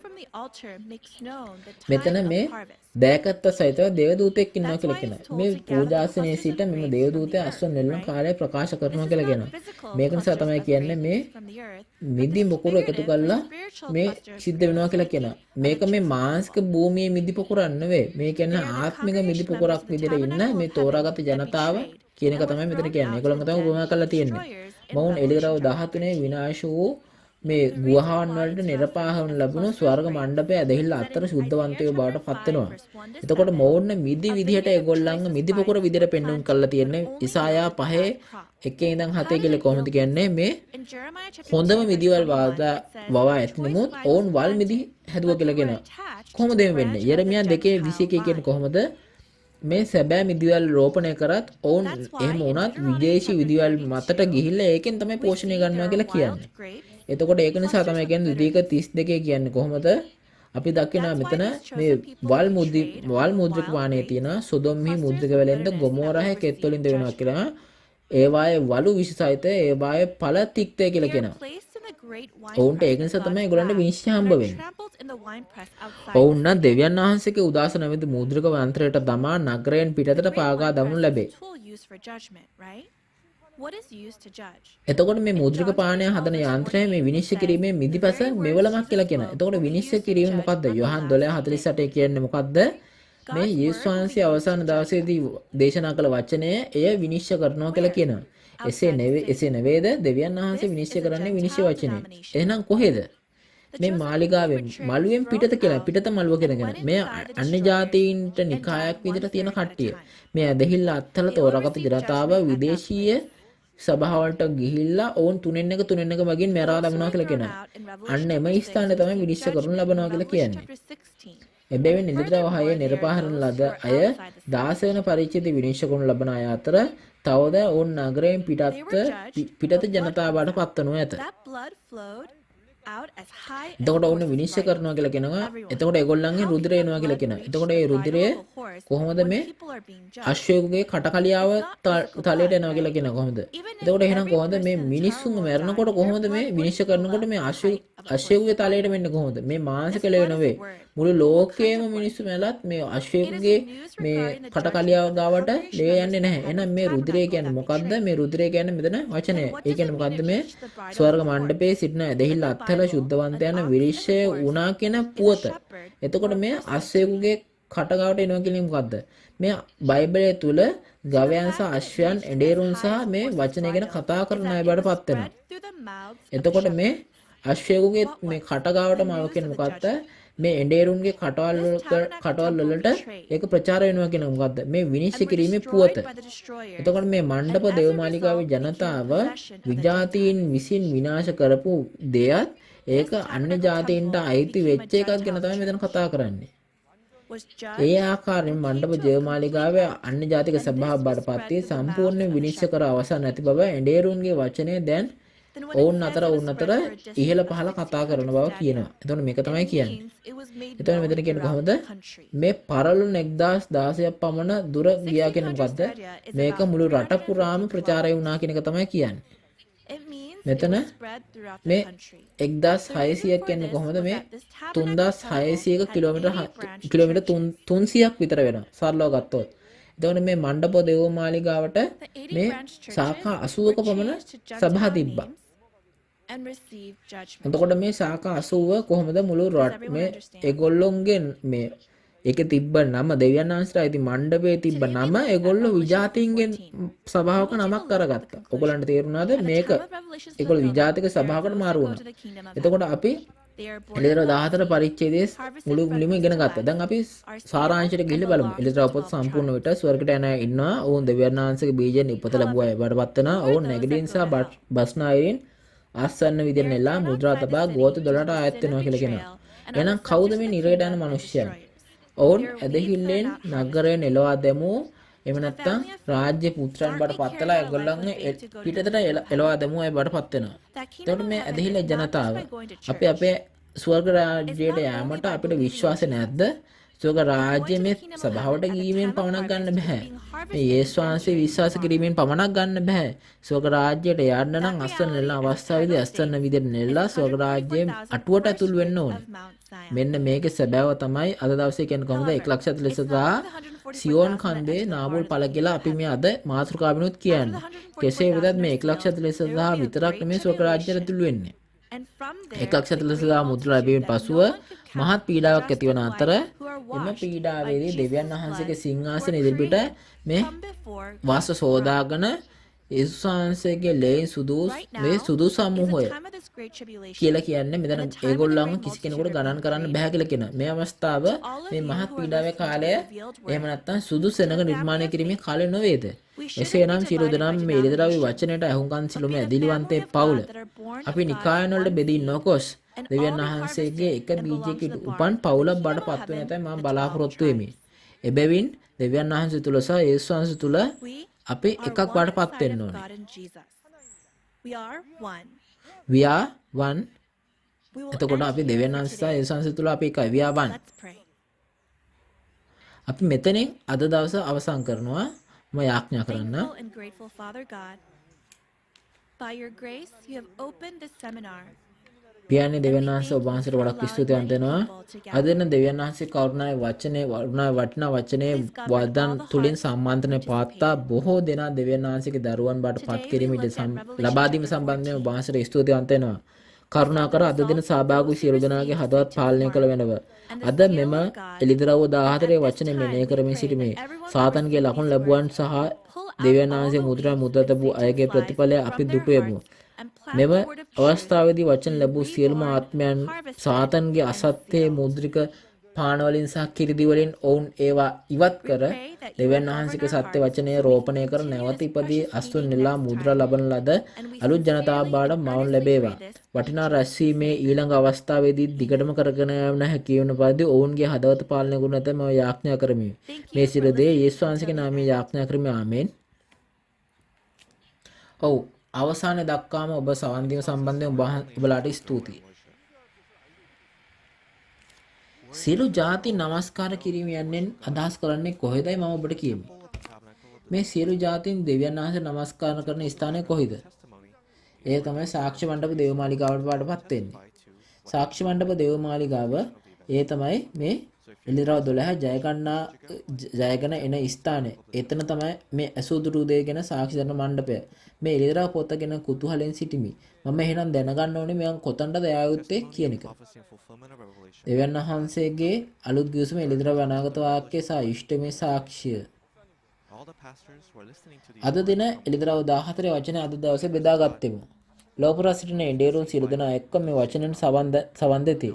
දෙවියන් වහන්සේ අදහන අය අපි සියලු දෙනාම දෙවියන් වහන්සේට එකම බයිබලයක් එකම වචනයක් තියෙනවා. අපි විවිධ ජාතීන්ට විවිධ භාෂාන්ට විවිධ රටවල් වල වෙනස් වුණා දෙවියන් වහන්සේගේ වචනෙන්ට ආශාවෙන් සිටින අය බවයි. දෙවියන් වහන්සේගේ සත්‍ය වචනේ එකම වචනයක් කියන එක අපි තේරුම් ගන්න ඕනේ. carry out our life of faith along with අපි මිෂින්චන්ජි ගෝත්‍රදලා ලෝපුරා සිටින සියලුම මනුෂ්‍යයන් සමග සත්‍ය වචන විදා ගැනීමට එකිනෙකාට ප්‍රේම කිරීමට සාමයේ දෙවියන් වහන්සේට නමස්කාර කිරීමට අවශ්‍යයි. sharing this revealed word. And pastors මෙම එළිදරව්ව පිළිබඳ වචන ඇසීමෙන් පසුව ලෝපුරා මාධ්‍ය වාර්තා පැතිරෙන අතර ලෝපුරා සිටින ඉන්ඩේරුන් අප සමග අවබෝධතා ගිවිසුම අත්සන් කිරීමට පෙළඹී සිටිනවා. is open to anyone who loves God's word. Any pastor who wants to sign a MOU ෂින්ජොන්ජි වචනය සඳහා ආශා කරන සියල්ලන්ට විවුර්තයි. via email මෙම සම්මන්ත්‍රණය හරහා අප සමග අවබෝධතා ගිවිසුම අත්සන් කිරීමට කැමති ඉන්ඩේරුන්ට ඕන වෙලාවක විදුලි තැපෑලෙන් හෝ දුරකථන අංක මාර්ගයෙන් අපව සම්බන්ධ කරගත හැක. around the world who took part in our 12th seminary අවසාන වශයෙන් අපි දෙවියන් වහන්සේගේ අලුත් ගිවිසුමේ එළිදරව් අනාගත වාක්‍ය සහ ඉෂ්ටමේ සාක්ෂිය නැවත අහුම්කන් දීම සම්බන්ධයෙන් නැවතවතාවක් ඔබලාට ස්තුතිවන්ත වෙමි. continue hearing the testimony of the revealed word until it is completed. ඊළඟ වතාවදී මේ එළිදරව්වේ සාක්ෂි වචනය අවසාන දක්වාම අසන මෙන්න ඔබ සියලු දෙනාගෙන් අපි ඉල්ලා සිටිමු. මේ සම්මන්ත්‍රණය දැන් අපි අවසන් කොට ස්වාමීන්ගේ යාඥාව අපි පටන් ගමු. ස්වර්ගයේ වැඩසන ඔබගේ පියාණනි ඔබගේ නාමයට ගෞරව වේවා. ඔබගේ රාජ්‍යය වේවා. ඔබගේ කැමැත්ත ස්වර්ගයේ මෙන් පොළොවේද කරනු ලැබේවා. අපගේ දවස් පොතා භෝජනය අපට අද දුන මැනව. අපේ ණයකාරන්ට අප කමා කළාක් මෙන් අපේ ණයත් අපට කමා කළ මැනව. අප පරීක්ෂාවට නොපුණවා නපුරාගෙන අප ගැලවුවා මැනව. රාජ්‍යද බලයද මහිමේද සදා කාලයටම ඔබ වහන්සේටය. Power and the glory forever and ever. Amen. අමෙන්. Family members of God, I truly thank you. අප සමග සිටි සියලුම දෙවියන් වහන්සේගේ පවුලට අවංකවම ස්තුතිවන්ත වෙමු.